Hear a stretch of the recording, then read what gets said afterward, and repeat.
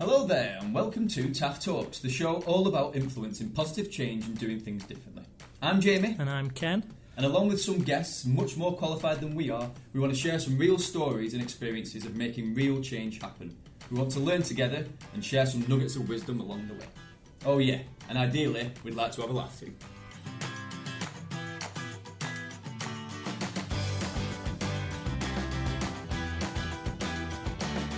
On today's podcast, we're going to cover why we want to do a podcast and what we thought we'd accomplish by doing it, but also give you a bit of a view of what Together an Active Future is and what TaAF Talks is all about, and hopefully that'll give you a bit of context for the podcast moving forwards. So, many of you won't know Jamie, who is hosting this podcast with me. So Jamie Waugh is a tall chap, loud voice.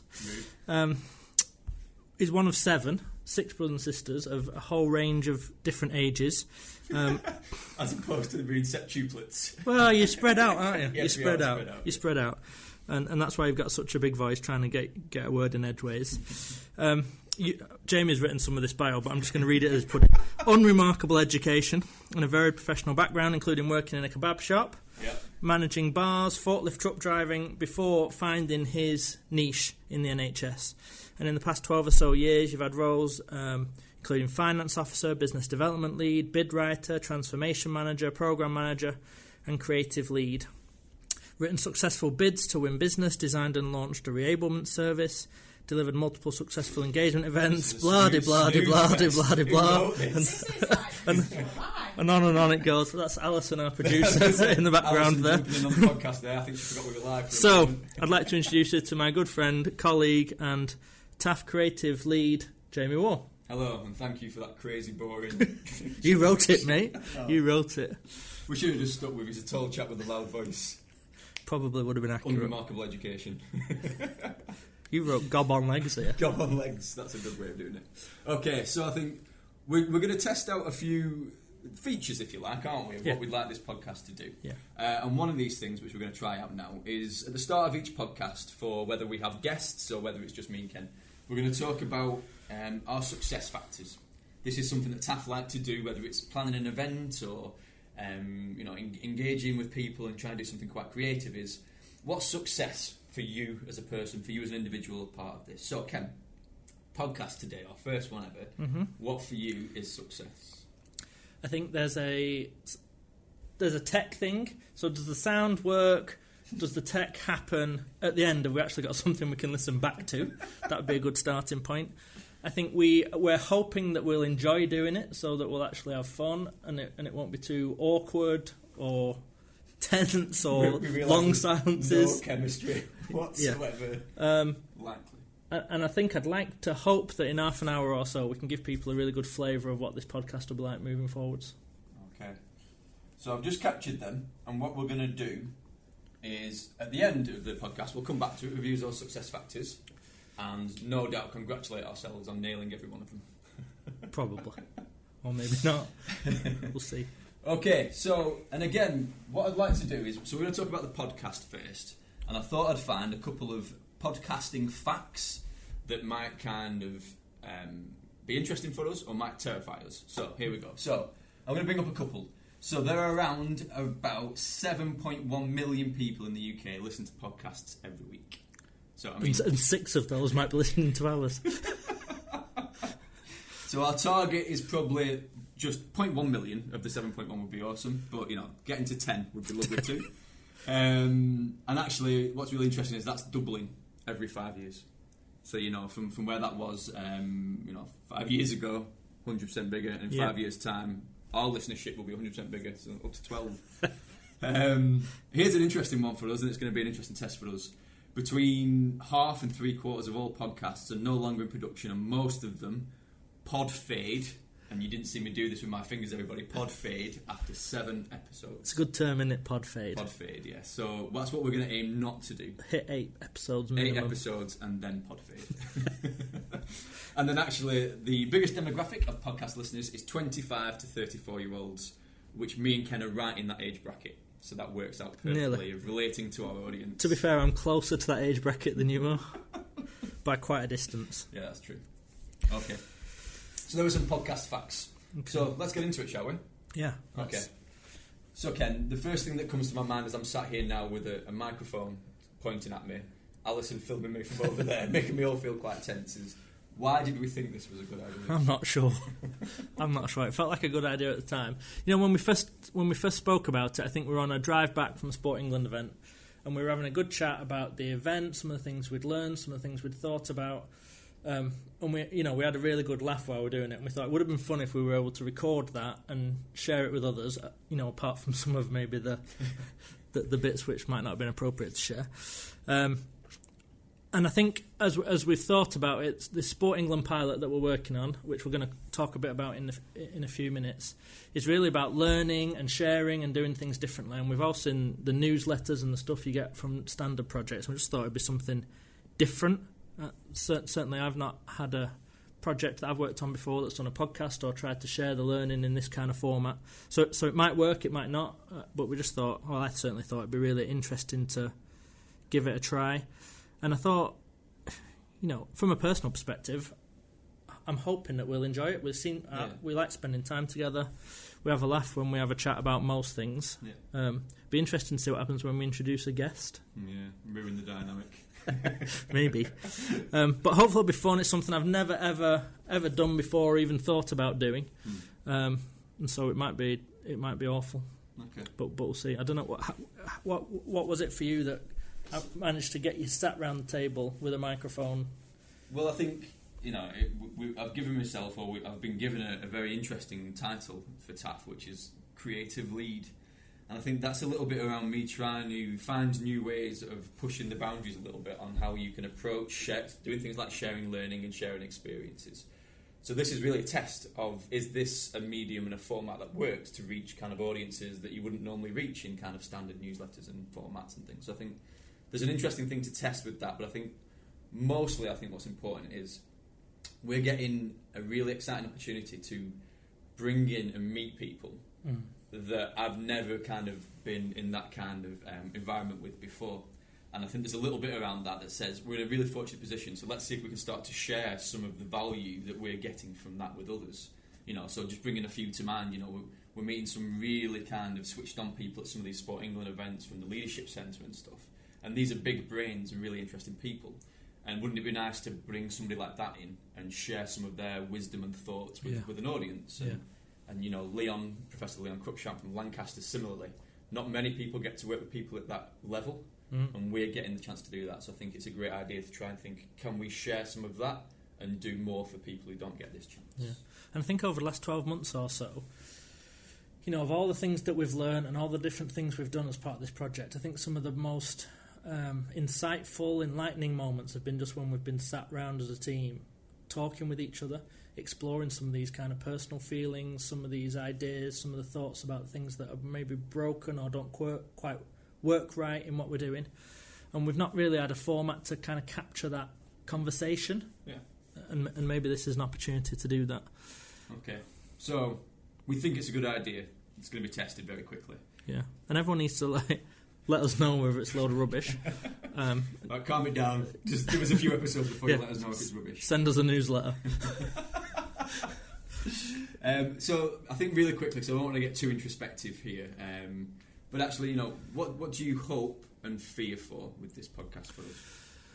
I really hope that we have some incredible experiences with some guests who I think can really give us some insightful and enlightening moments. I'm looking forward to learning. I'm scared for that moment where you launch your podcast, you've got 4 or 5 episodes hopefully, and after 2 weeks you click on it and there's not been a single person listen to it. But actually, in some ways that doesn't matter either. In that I think we're really trying to learn something new about ourselves and about other people and about this work that we're trying to do to get people more physically active and change the way that our places work for local people. But I'm a bit worried about there's that thing, isn't there, of when you put yourself out into a public domain, there's a little element of, you know, people making a judgment about who you are and what you like, and that's a bit scary, to be honest, for me. So actually, I've got an interesting little closing quote later on that ties back to that beautifully, which I won't go into now. But I think for me, so I think there's the bit of, I hope it's something that helps me to learn, helps us to learn, and I hope it's something that others can take value from. And I'm scared by the fact of I'm intrigued by how my voice comes across. Firstly, it's too big usually, and it's got a beautiful Pennine Lancashire accent. When you hear that back, you go, wow. Yeah, chav. I like to bounce around in my chair, smack tables with my fists. Yeah, absolutely. Swear. So all of these things are a slight worry with regards to a podcast. So Alison is hopefully going to be adept at editing F-bombs as and when they get dropped. Yeah, it'll happen. Some kind of air horn going over the top of them. See if there's any podcasts left at the end. What a that idea that is. Okay, so then a little bit, who do we think it's for? Let's help our audience decide themselves a little bit. Who do we aim this at? What people can be able to expect from it? I think a few different audiences, really. I mean, primarily it's people who are working on these local delivery pilots that have been funded by Sport England. So there's 12 of those, and we'll come back to what the pilots are about later on. But I think it's primarily for people working in the public sector, third sector organisations who are trying to understand how do we do a better job of engaging with communities, how do we influence people's ability to be more physically active and the environment that enables them to do that. I think it's for anyone really who is keen to make a change to the place that they live. For people who are passionate about, I believe in my place, I love living here, but it can be better, and there's ways for it to change. And hopefully we'll find out some things and learn some things and have some ideas together with our guests and others that will help people to be able to start to put into action some of these feelings that I think people have in communities of we can do better than what we've currently got. And when we speak with GPs and colleagues at DWP and we speak to the NHS and local councils, there's a lot of people with a lot of passion to do things better, but we're not sure where to start. And so hopefully some of that will come through, and those are the type of people we're aiming for, those people who want to make a difference to their place. Yeah, I think it's a perfect point, which is I don't think there's almost any role now that isn't about how do we improve, how do we get better, how do we influence positive change, how do we help more people to be better for themselves. Yeah. And then so finally, I think we've covered this one a little bit. Hopes for the podcast. So 7.1 million listeners. Mm-hmm. What are we hoping for? Numbers? 3.5 million. Fair enough, 3.5 million. Okay, that's the target. Yeah. Always good to be aspirational. I've got no idea how many people. I've been made up if one episode 100 people listen to it. I think that'd be awesome. It would. Even as you said it, I like to laugh out loud and go, whatever. But yes, it would be nice to have the idea that we're reaching some people. I mean, between our two families, there must be like going on for 20 or 30 people. Surely we can force all them to listen to it. I'll just ring up the brothers and sisters. There you go. I could create loads of different Gmail accounts and keep listening to it about, myself, and we'll see. So I think we want to give you a little bit of an insight into why we're doing it, and hopefully what's come across is the fact that we think it's a good idea, but we have some apprehension about it. We've no idea if this is going to work, and if it doesn't, then we're going to learn anyway. And if it does, then awesome. We're going to learn as hopefully well as some other people are going to learn too. Definitely. So one of the things I'm going to introduce now is we've got a range of features for when our guests come, and one of the features is called Pennine Quick Questions. 9 quick questions. It's going to be against the clock. I'm going to read them out. You've got to give me an answer. Okay. If at any moment you say something outrageous, I've got the privilege to stop the clock and say, what are you on about? Okay? Okay. So that's where we're up to. Just for listeners, Alison got super bored then and left the room. If you heard the squeaking of the door, totally had enough. So, here we go. I'm going to start the timer. Okay. I'm going to read the questions. You give a quick answer. And you're going to stop it if you need to. Right, okay, got you. Ready? Yeah. Okay. What is your... Oh, go on. No, sorry, we're stopping. No, carry on. It's the 10th time, but it put me off. Sorry, carry on. What is your nickname? I have a few nicknames. The easy one is Waff. The gangster nickname is Waffy P. And I'm also called Long Tall. Hang on, I got to stop. Why do you need a gangster nickname?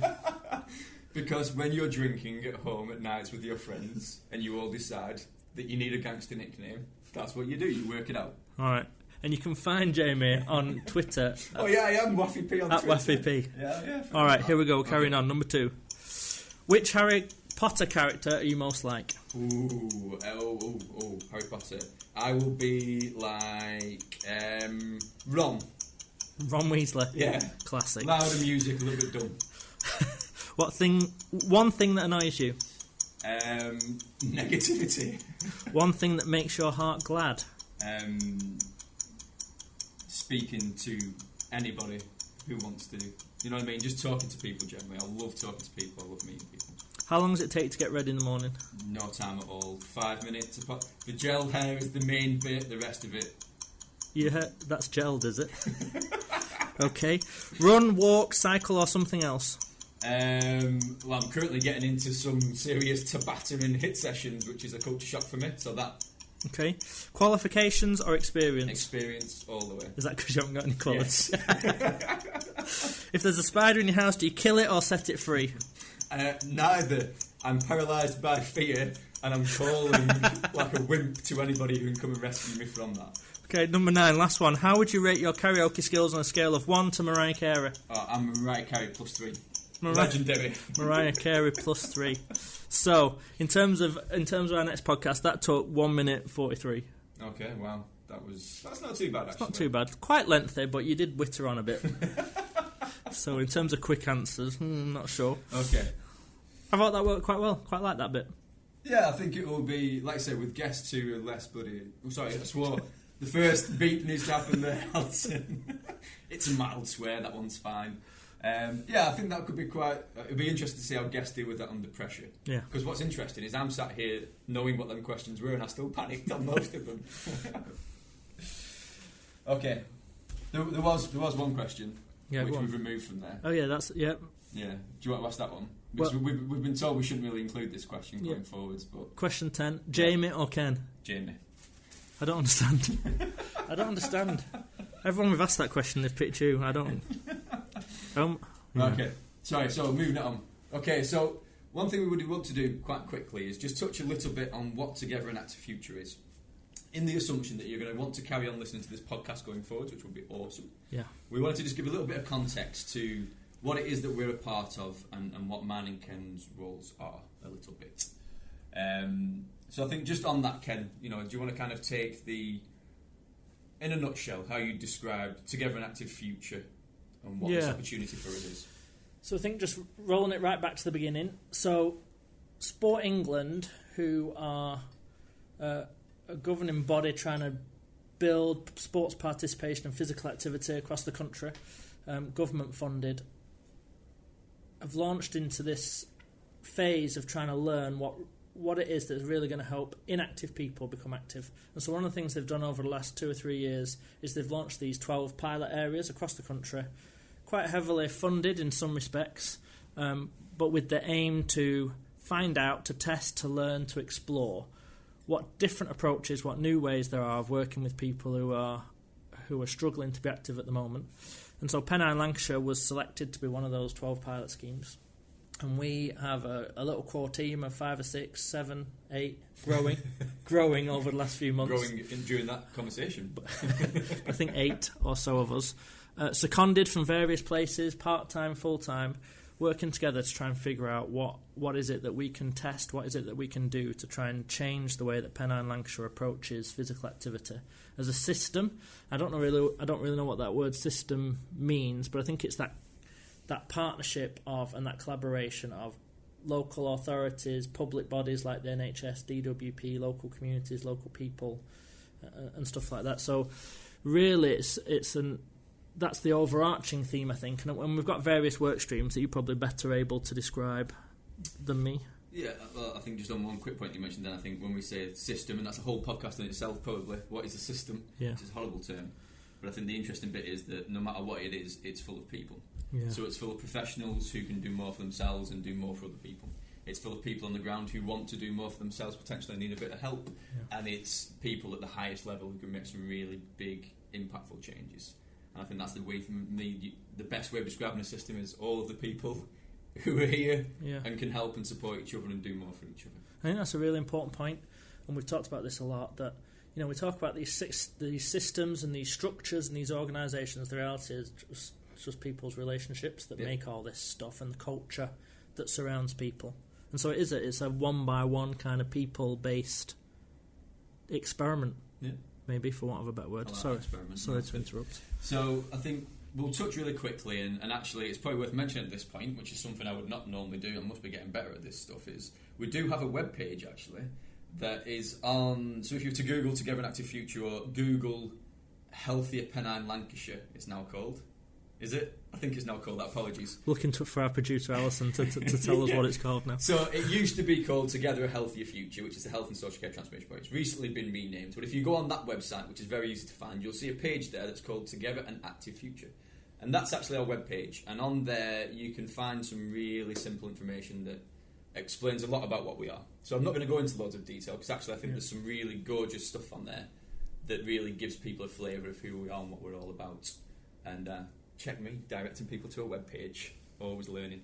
It sounded really boring, but worth doing anyway. Fine, I'm never going to do that again now. So I think, but yeah, so a little bit of, so what we're trying to do in this core team is how can we make the most of this opportunity and try to learn things across Pennine Lancashire, which is a really big place. If people don't know, because Pennine Lancashire is not really a real place, it's made up of Blackburn with Darwen and East Lancashire, and East Lancashire is made up of 5 districts of Burnley, Hyndburn, Pendle, Ribble Valley and Rosendale. Mm-hmm. So basically we've created a structure that says we want to test some things in some really small targeted groups, and that's working with really kind of, you know, great partners such as DWP and Darwin PCN and East Lancs Hospitals and all these big hitters who could potentially make a real difference with some support. And then we've also wanted each one of those 6 districts that I've mentioned to have their own opportunities of doing something real for them and their place. So we've also created the structure for them to be able to do that. And then we're also looking at some stuff that's what are we already doing that's great, that we could potentially grow across Pennine Lancashire and make sense to do so. So I think that's generally what TaAF is about. I think the most important thing, and I think this is Sport England being in a different world than they've been in the past, is this is really learning about how. How do you approach the problem of inactivity as opposed to let's chuck some solutions at it and see if we can sort it. And I think it's a learning pilot, and actually this podcast is probably a microcosm of that. This is a learning experience for us. So if you want more about TaAF, go to that webpage that I talked about, and you can also follow us on Twitter at TaAF Talks, and there's probably some stuff on there too. I think just the last thing perhaps to touch on that is what's really exciting for me about this project, and perhaps a bit about our roles, just very briefly. I forgot about that bit. So I work for a leisure trust, one of the leisure trusts in East Lancashire in Rossendale, and just spending one day a week on this project, just trying to think about, I suppose, some of the strategic angles and support the team, and I probably have the role that everyone hates me for in challenging and asking tricky questions. I mean, hate's a strong word. Yeah, but it's right. But I really, really, really don't like you. And I think, you know, just trying to get underneath some of those assumptions and core beliefs that we might have about the way things have always been done, and trying to challenge some of that mindset. But I think what's really interesting for me, and the thing that I'm really loving about it, is the whole kind of culture of what we're doing, this challenging, fun, enthusiastic, different, informal. You know, we talk a lot about the look and the sound and the feel, and, you know, doing away with PowerPoint presentations and all that kind of thing, and just trying to do things in a much more creative, fun, engaging, happy way. That was so. In the next podcast, I need to switch off the notifications on my laptop.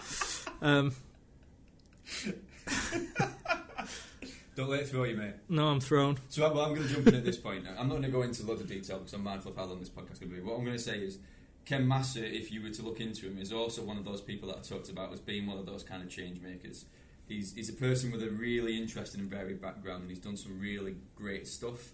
And I think the value of what we have is we can have people like Ken in our team who then go away and try to influence others and work in political arenas and work with big leisure trusts and work with really strategic partners.